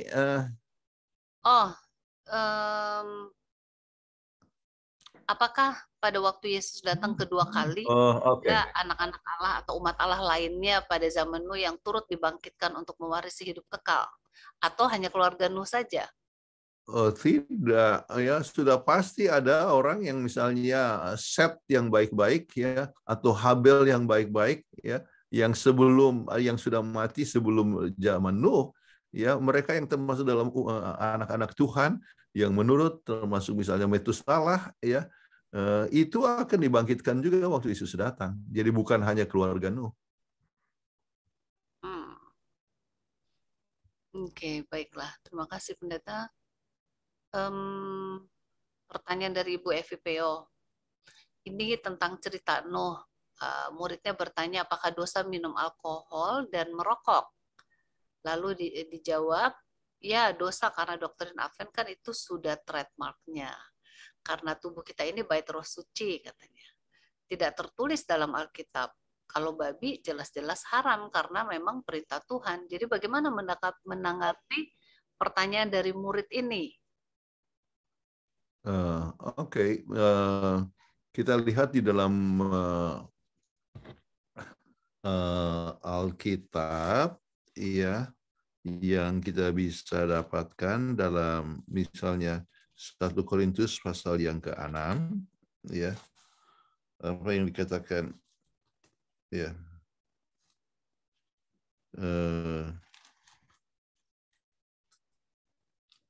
ayat yang ke-15, tidak tahukah bahwa tubuhmu adalah anggota Kristus? Kemudian ayat yang ke-16 ya, atau tidak tahukah kamu bahwa Siapa yang mengikat dirinya? Oh, bukan ini.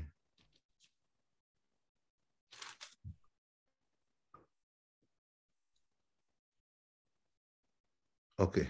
Ayat yang ke-19. Oke.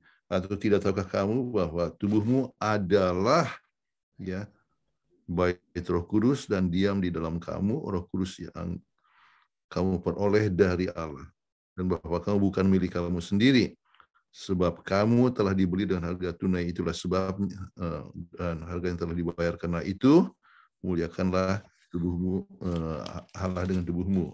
Oke. Kemudian pasal yang ketiga, ya, ayat yang ke-16. Tidakkah kamu tahu bahwa kamu adalah bait Allah dan bahwa Roh Kudus itu ada dalam kamu? Jika ada orang yang membinasakan bait Allah, maka Allah akan membinasakan dia. Sebab bait Allah itu adalah kudus dan bait Allah itu adalah kamu. Oke. Baik, jadi yang membinasakan akan tubuhnya itu adalah akan dibinasakan Allah. Apa maksudnya? Ya, tubuh kita tidak boleh rusak. Ini adalah karunia Tuhan. Ya.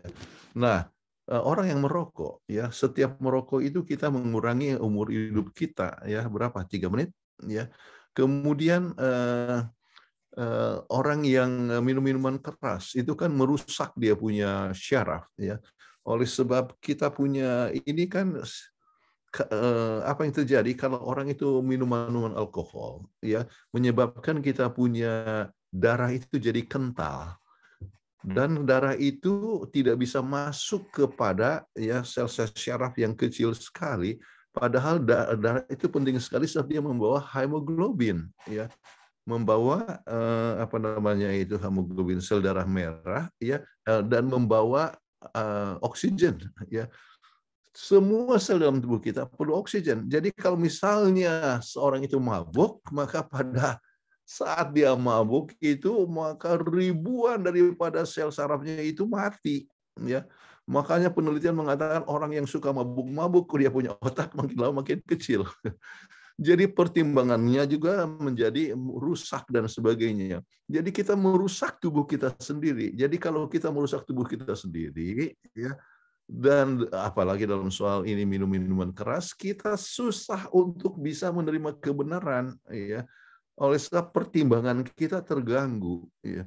Jadi kita punya frontal lobe. Ini frontal lobe inilah, ya, apa namanya disebut lobus frontalis, ya. Itu adalah merupakan tempat di mana kita mempunyai judgment, ya, pertimbangan. Nah, itu dirusak, ya. Dan bagaimanapun Anda seorang berkhotbah, dia tidak mau dengar lagi sebab tidak bisa, tidak sanggup untuk apa? Untuk menampung akan hal demikian, tidak lagi peka, ya. Jadi kembali itulah sebabnya kita harus pelihara tubuh kita sesehat mungkin, dan dengan tubuh yang sehat kita dapat lebih peka kepada suara Tuhan. Ingat, Tuhan itu berbicara melalui apa? Melalui sel-sel syaraf yang terkecil dalam tubuh kita. Oke. Ya, terima kasih Pendeta. Semoga menjawab ya untuk Ibu Evi. Penanya berikutnya Bapak Jerry Inkiriwang, dan saya akan mengundang mereka juga yang ingin bertanya secara langsung. Bisa klik raise hand. Ini tumben nih, raise hand-nya nggak penuh ya. Biasanya 3-4 orang sudah antri. Iya. Selanjutnya dari Bapak Jerry Inkiriwang, kesejajaran antara Bahtera Nuh dan tabut perjanjian yang dibuat sesuai petunjuk sampai yang sekecil-kecilnya dari Tuhan dapat dimaklumi sebagai fungsi penebusan yang umum, tetapi bagaimana kesejajaran kedua hal itu dibandingkan dengan penebusan Kristus di kayu salib? Sama-sama itu membawa kepada keselamatan, ya. Apa yang terjadi itu ada seorang yang bernama Eusebius, ya, pada abad 3, ya, itu yang menggunakan istilah ini Ka'bah itu seperti gereja, ya. Jadi yang menjadi tempat untuk ya orang mengenal akan keselamatan, ya. Bukankah mereka yang masuk ke dalam bahtera mendapatkan anugerah Tuhan untuk selamat? Ya. Sebab mereka yang di luar bahtera, ya, itu tidak selamat. Ya. Jadi betul secara mendetail di dalam bait Allah dan sebagainya, ya, di situ bait Allah itu semua intinya apa? Yesus. Ya. Intinya ya dombanya Yesus, kemudian kaki diannya ya artinya itu Yesus adalah terang dunia, ya. Kemudian pembasuhan di situ Yesus yang membasuh kita. Semuanya adalah Yesus, ya. Jadi Yesus adalah sumber keselamatan. Kemudian bahtera yang juga menunjukkan bahwa keselamatan datang daripada Tuhan, dari anugerah Tuhan. Sebab kasih karunialah yang menyebabkan ya Nuh itu diselamatkan. Jadi itu secara general ya, mereka yang masuk ke dalam bahtera dapat diselamatkan, mereka yang menerima Yesus yang digambarkan dalam bait suci ya, itu adalah yang mendapatkan keselamatan. Ya, amin. Terima kasih Pendeta jawabannya. Dan selanjutnya dari Bapak atau Ibu Uyung ya. Melalui peristiwa air bah, iman dan penurutan Nabi Nuh menjadi contoh bagi kita. Apa yang perlu kita persiapkan agar kita tetap di dalam bahtera kebenaran ini? Oke. Bahtera itu kembali kepada lambang daripada gereja, yang bisa dilambangkan dalam gereja. Kalau di dalam perkara yang sangat penting ya, bicara di dalam persekutuan di dalam umat Tuhan, apakah yang Alkitab katakan misalnya di dalam Ibrani pasal yang ke-10 ya, ayat yang ke-25 ya, dikatakan sebagai berikut ya. Jagalah supaya kamu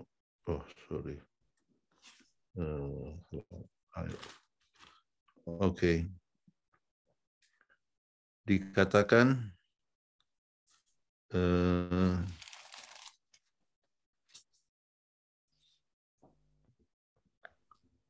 Ibrani 10 ayat berapa Pendeta? 25? Iya, ayat 25. Ayat 25, janganlah kita menjauhkan diri dari pertemuan-pertemuan ibadah kita, seperti dibiasakan oleh beberapa orang, tetapi marilah kita saling menasehati dan semakin giat melakukannya menjelang hari Tuhan yang mendekat. Oke, jadi kepada Saudari Uyung, ini dari Salemba mungkin ya. Oke. Ingat kita jangan meninggalkan menjauhkan diri daripada pertemuan-pertemuan kudus ya. Itu berarti ya kita tetap bisa dikuatkan satu sama lain ya. Ya. Dikuatkan satu sama lain, tinggal dalam pertemuan kudus, itu pertama. Tetapi masalah kebenaran bukan hanya sekedar ya kumpulan ya. Sebab keselamatan itu adalah masalah pribadi. Jadi bagaimana supaya tetap di dalam bahtera kebenaran ya, maka Anda secara pribadi harus mempunyai hubungan dengan Tuhan. Bagaimana caranya? Mulailah setiap hari dengan berhubungan dengan Tuhan ya, sepanjang hari berjalan dengan Tuhan. Setiap keputusan yang diambil ya, biarlah Anda mengambil keputusan sesuai dengan suara Tuhan yang berbicara kepada Anda. Jadi kalau Anda memelihara akan hubungan dengan Tuhan ya, dan itulah kita sebut di dalam buku Yohanes pasal 15 ayat sampai pasal 3 ayat 3 sampai 5 ya, tinggallah di dalam aku maka akan berbuah banyak dan sebagainya. Maka dalam persekutuan Tuhan kita akan menghasilkan buah-buah ya. Dan Anda merasakan bahwa keselamatan itu hanya oleh sebab Tuhan. Anda tidak bisa dapat menurut ya kehendak Tuhan kecuali dengan kuasa yang datang daripada Tuhan. Jadi kalau diambil intinya satu saja sebetulnya, pelihara hubungan dengan Tuhan ya. Dan hubungan dengan Tuhan kita bisa juga memelihara hubungan satu sama lain ya. Kasih kepada Allah, kasih kepada sama manusia. Jadi bukan oleh sebab perbuatan, tetapi oleh sebab anugerah Tuhan. Jadi bergantung kepada Tuhan sepenuhnya, maka Anda akan selalu berada dalam bahtera kebenaran. Amin. Baik, terima kasih Pendeta. Selanjutnya Bapak Gunawan Cahyadi. Izin tanya Pastor Kun, mana yang lebih berdosa di hadapan Tuhan, Nuh atau Abraham?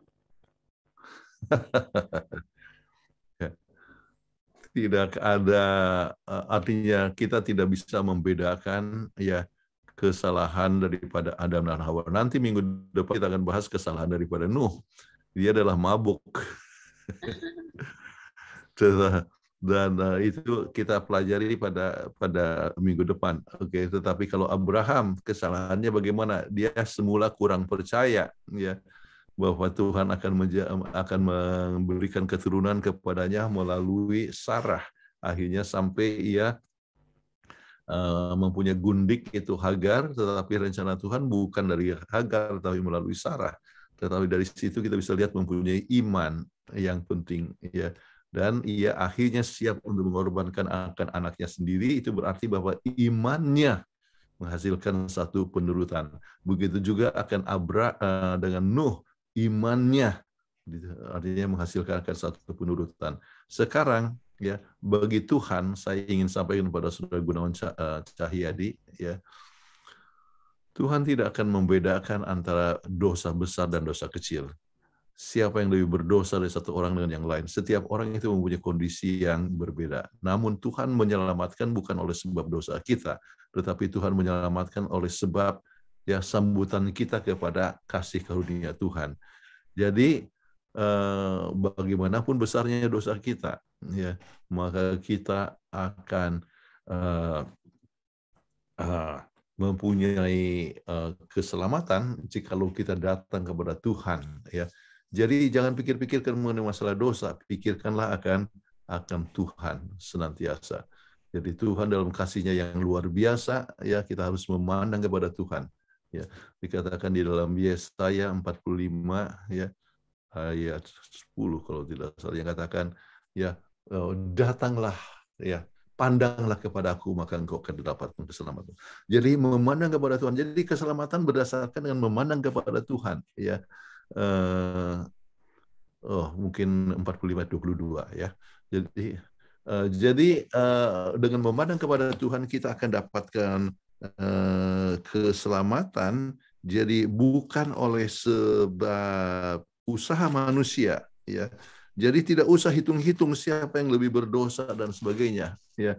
Tetapi lihatlah kasih Tuhan yang luar biasa ya. Ya, Pendeta tadi dari Pak Gunawan ini pertanyaannya ada pertanyaan sambungan ya. Tadi kan siapa yang berdosa, Nuh atau Abraham? Lalu disambung dengan bagaimana menghubungkan peristiwa air bah Nuh dengan kebangkitan perjanjian lama serta perjanjian baru atau Paskah. Oke. Sebelum itu saya kembali, ini ayatnya yang saya mau sebutkan tadi adalah Yesaya 45 ayat 22 ya. Berpalinglah kepadaku dan biarlah dirimu diselamatkan. Jadi dengan berpaling kepada Tuhan ya, maka kita akan dapatkan keselamatan. Oke. Nah, sekarang hubungan antara Nuh dengan Paskah. Itu yang ditanyakan? Ya, jadi apa bagaimana hubungan peristiwa air Nuh dengan kebangkitan perjanjian baru, sebab ya. Oke. Ya. Kalau mau digunakan hubungannya ya satu saja katanya, kasih karunia. Jadi kasih karunia Tuhan memberikan keselamatan kepada Nuh, maka dengan kasih karunia juga kita bisa mendapatkan keselamatan. Sebab Paskah itu adalah kasih karunia Tuhan yang telah datang ke dunia ini, hidup sebagai manusia, dan ia mati untuk kita dan ia bangkit untuk kita ya, supaya kita mendapatkan keselamatan.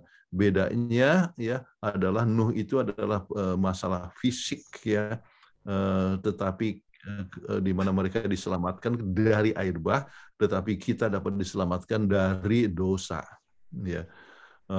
Jadi itu kalau mau dihubung-hubungkan ya bisa saja ya, yaitu intinya adalah kasih karunia Tuhan. Kasih karunia Tuhan ya intinya ya yang harus kita pikirkan. Oh, dari Pak Gunawan lagi ya. apakah air akan dipakai Tuhan pada saat final judgment? Jawabnya adalah tidak. Tuhan sudah katakan ya sesuai dengan yang kita baca tadi. Oke, baik. Selanjutnya dari Bapak Jimmy Ringo. Selama sahabat pendeta Kuntaraf, dalam Kejadian 6 ayat 3 jelas dikatakan umur manusia hanya 120 tahun. Tapi pernah saya dengar berita di Cina ada yang berumur lebih dari 120 tahun. Apakah mereka yang salah tentang tahun kelahirannya? Kembali saya katakan bahwa umur manusia itu yang dikatakan oleh Kejadian 6 ayat 3 itu bukan berarti umur manusia, itu bukan usia harapan hidup, tetapi Tuhan masih kesempatan untuk hidup 120 tahun lagi sebelum dimusnahkan akan bumi ini. Jadi kita harus lihat konteksnya dan sebagainya ya. Sedangkan Musa saja, Nuh saja dia masih hidup ya sekitar 450 tahun sesudah air bah ya. Jadi jelas bahwa usianya itu bukan ya bukan bicara tentang usia harapan hidup, tetapi dunia ini ya hanya diberikan kesempatan 120 tahun pada saat mulai ya adanya air bah. Ya. Maafkan, jadi sesudah pada masa air bah kan itu Nuh itu usia 500 tahun, kemudian diberikan waktu 120 tahun, kemudian Nuh masih hidup kira-kira 300-an tahun ya. Jadi jumlahnya kan 950 tahun. Oke. Baik, terima kasih. Tadi kalau orang China, bukan hanya di China, di sini juga ada yang hidup sampai 120. Ada seorang Advent di Tacloban, ya. Anda bisa ketik nama Lola Francisca, ya. Laura Francisca, dia sudah umur 121, ya. Dia adalah seorang Advent. Kalau ditanya, kenapa bisa hidup panjang? Oh, saya Advent, ya. Saya saya tidak makan babi. Dia luar biasa, dalam usia 120 tahun dia masih main harmonika. Luar biasa. Luar biasa itu ya. Terima kasih pendeta. Ini saya akan panggilkan yang resen, Bapak Bernard Sagala, silakan. Baik. Baik, selamat malam. Sederhana saja pendeta, saya pikir tadi ada yang bertanya tapi belum. Apa sebenarnya arti kata Tuhan, menyesallah Tuhan dalam Kejadian 6 ayat 6? Pengen mendapatkan pendalaman jawaban. Oh ya, saya ingat Saudara Bernard tulis sama saya, tanya mengenai masalah penata layanan. Ya, saya nggak pernah jadi direktur penata layanan. Saya selalu hanya jadi education dan sebagainya. Dan tadinya saya mau cari bahan tentang masalah waktu yang sudah minta, tetapi belum sempat cari oleh sebab terlalu banyak ini, nggak pernah berhenti saya punya kegiatan. Jadi maafkan. Oke, nah tentang Tuhan menyesal, ya, artinya yang dimaksudkan adalah Tuhan kecewa, ya, dengan keadaan manusia, ya. Anda pernah dengar kata kalau misalnya sudah hubungan suami istri, ya, katakan I'm sorry, ya. Jadi I'm sorry itu artinya ya berarti saya kata sorry kan bisa arti maaf, ya, ya. Tetapi bisa juga berarti sedih, ya, bisa berarti ya kecewa, ya. Jadi Tuhan mau Tuhan mempunyai kekecewaan dengan manusia, ya, yang telah dijadikan ternyata untuk semuanya itu baik, ya, ya. Dari istilah kata tov, ya. Semuanya baik, sekarang justru ra, yaitu apa? Kejahatan. Jadi Tuhan kecewa, ya. Jadi Tuhan menyesal, artinya Tuhan kecewa dengan apa yang telah terjadi. Sama seperti Anda punya anak misalnya satu kali nakal, kemudian Anda katakan, wah, saya menyesal ya dengan tindakan kamu. Tapi bukan berarti menyesal menghasilkan anak itu, tapi kecewa oleh sebab apa yang dibuat oleh anak itu. Ya, gimana Pak Bernard menjawab ya? Oke. Terima kasih. Terima kasih. Iya. Selanjutnya saya akan panggilkan Dr. Vivi ya yang reset. Silakan, Dok. Selamat sahabat Pak Pendeta. Pertanyaan saya. Sahabat Dr. Vivi, apa kabar? Baik Pak Pendeta. Pertanyaan saya juga sederhana. Pada waktu setelah air bah, Tuhan sudah mengizinkan manusia untuk memakan dari hewani. Pertanyaannya, apakah sebelum air bah memang manusia belum mengkonsumsi hewan? Itu aja Pak Pendeta. Jawabannya ialah bahwa belum pernah diizinkan ya untuk makan hewan, namun ya banyak yang sudah mulai makan hewan oleh sebab kejahatan mereka. Ya, jadi itulah sebabnya mereka sudah makin jahat. Jadi mereka sudah mulai mengkonsumsi ya, tetapi bukan oleh sebab izin daripada Tuhan, tetapi oleh sebab mereka adalah orang-orang yang jahat dan mulai bertengkar, bunuh satu sama lain, kemudian bahkan bisa makan kepada hewan dan sebagainya untuk memuaskan diri mereka. Terima kasih Pak Pendeta. Ya. Terima kasih Bu Peggy. Iya, singkat ya pertanyaannya dan jawabannya juga singkat dari Pendeta. Baik, Pendeta, masih ada beberapa pertanyaan di kolom chat. Pak Gunawan Cahyadi ya, mana yang lebih besar janji Tuhan kepada Nuh atau kepada Abraham? Bagaimana? Mana yang lebih besar janji Tuhan kepada Nuh atau kepada Abraham? Ini tadi sudah belum ya? Janji kepada Nuh ya adalah bahwa kalau dia masuk ke dalam bahtera maka dia selamat. Oke, itu janjinya ya. Tetapi janji kepada kepada Abraham adalah kalau kita lihat di dalam buku Kejadian pasal 12 ya, kamu akan menjadi bangsa yang besar ya, dan kamu akan menjadi ya, dan segala bangsa menjadi mendapatkan berkat daripada Abraham ya. Jadi itu adalah satu janji yang luar biasa ya. Sebab itu, seluruh bangsa menjadi berkat, itu berarti melalui Yesus Kristus. Ya, sebab keturunan Abraham adalah keturunan Yesus adalah keturunan daripada Abraham. Ya, tetapi oleh sebab Abraham keturunan daripada Nuh, ya sama juga kita semua adalah keturunan daripada Nuh. Namun, ya ini berbicara faktor keselamatan secara fisik untuk Nuh, yaitu tetap hidup, tetapi untuk Abraham itu bukan hanya masalah fisik, tetapi juga masalah kerohanian, ya, di mana Yesus menjadi juru selamat. Masih banyak pertanyaan, tapi waktu sudah kurang ya, Pendeta ya, bisa dijawab cepat ini dari Foxy Gerungan. Perbandingan jumlah penduduk di zaman Nuh dan sekarang, kira-kira mana yang lebih banyak? Ini sebagai gambaran saja bahwa Tuhan tidak segan-segan membinasakan manusia yang tidak mau menurut. Ya,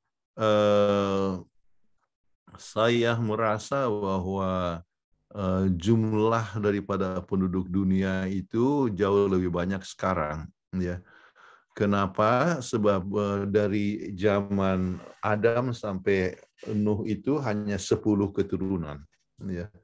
Jadi hanya 10 keturunan, ya. Tetapi bisa mencapai kepada jutaan. Sebab kalau saja misalnya Adam dan Hawa misalnya di samping yang 3 itu masih punya 10 anak misalnya, kemudian anaknya masing-masing punya 10 anak, kemudian itu melalui penambahan, melalui multiplikasi itu bisa mencapai jutaan.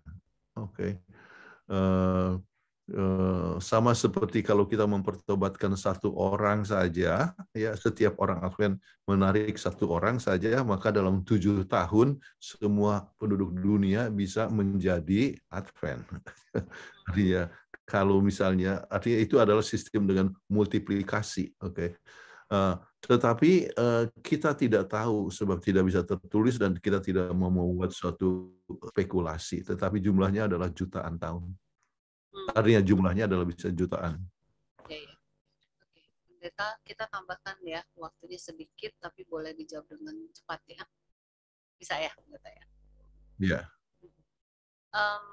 Ini Pak Gunawan juga, di ayat Alkitab yang mana terdapat pernyataan roh Tuhan tidak selamanya ada pada manusia.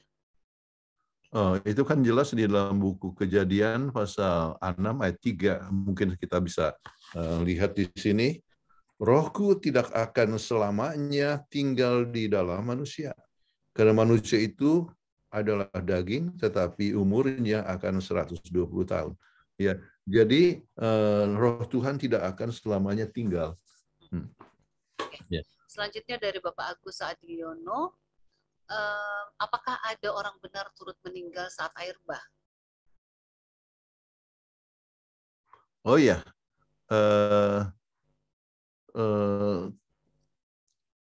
Kita tidak tahu, tetapi pada tahun air bah, maka itu adalah Metusalah. Tetapi yang jelas bahwa orang benar akan masuk ke dalam bahtera. Ya. Dan jelas hanya 8 orang yang masuk, jadi kita tidak bisa sebutkan demikian. Waktu Nuh dipilih Tuhan itu kan karena Nuh itu adalah orang yang menurut ya. Gitu ya Pendeta ya. Bagaimana? Waktu Nuh dipilih Tuhan untuk bikin bahtera, karena dianggap Nuh adalah orang yang menurut pada saat itu ya. Setia pada Tuhan. Dia adalah disebutkan bahkan penggunaan kata itu bisa terjemahkan sempurna. Ya, artinya bukan berarti sempurna tidak punya bersalah, tetapi menunjukkan bahwa dia adalah orang yang mempunyai hubungan dengan Tuhan. Tapi kenapa setelah air bah selesai Nuh malah mabok? Iya, itu berarti bahwa tidak ada orang yang sempurna di dunia ini. Oh, oke. Baik, terima kasih Pendeta. Ini dari Ibu Janet. Apakah maksud Tuhan untuk tidak akan mengutuk bumi karena manusia sekalipun yang ditimbulkan hatinya adalah jahat sejak kecil? Itu dalam Kejadian 8 ayat 1. Nah, apa maksud perkataan Tuhan atau janji Tuhan ini hanya berlaku secara global? Karena Tuhan pernah memusnahkan satu kota juga secara keseluruhan tak terkecuali sesudah air bah pada Kejadian 19, yaitu Sodom dan Gomora. Ini maksudnya tidak memusnahkan dengan air. Ya, tetapi Tuhan bisa memusnahkan dengan api. Dari Bapak Ganda,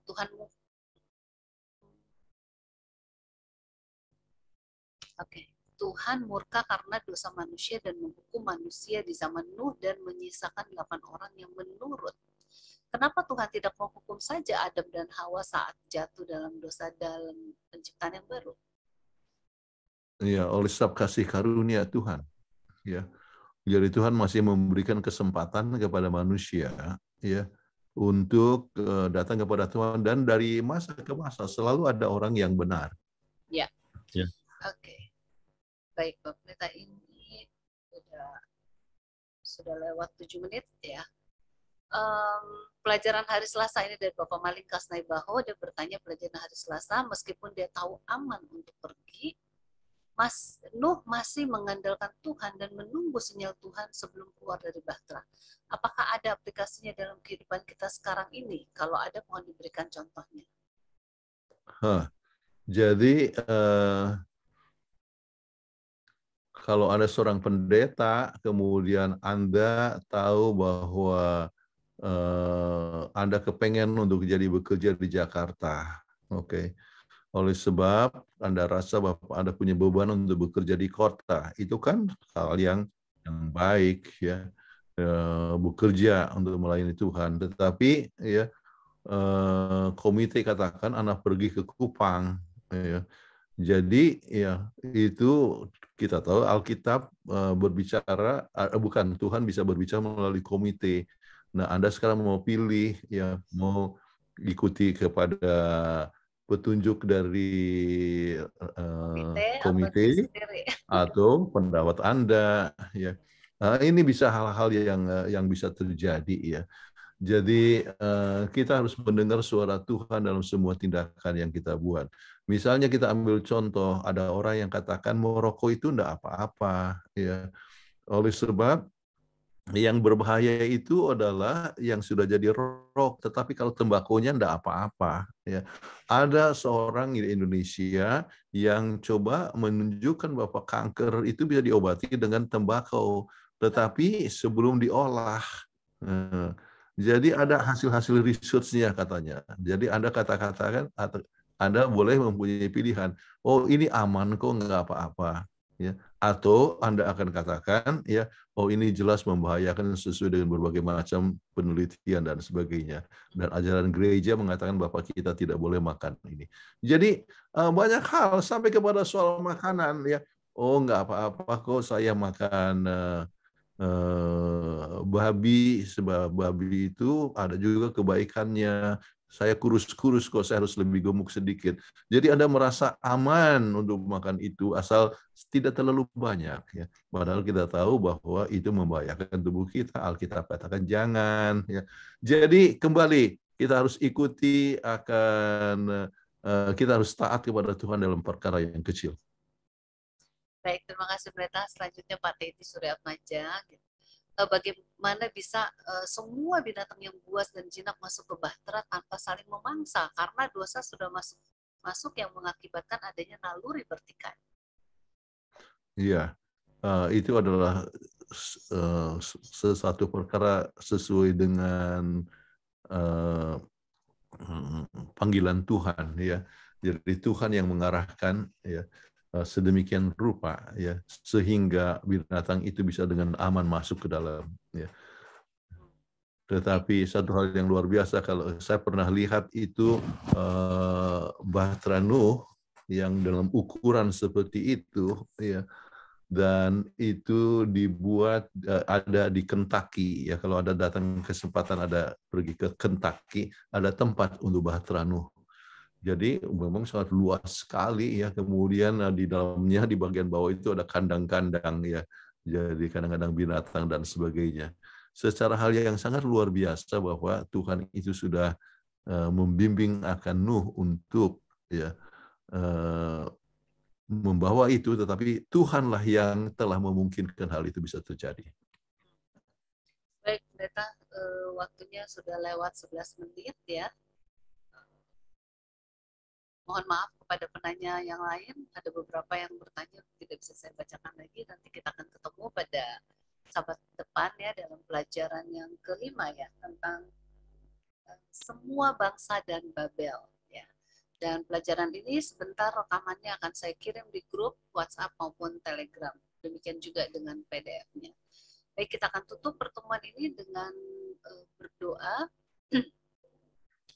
Untuk pelajaran ini, supaya saya langsung kirim, kalau mungkin Ibu Peggy yang ikut edit, ya, seperti ada Nuh menjadi Nah, ya, sebab saya harus bawa Kathleen harus physical check up sekarang, bisa begitu?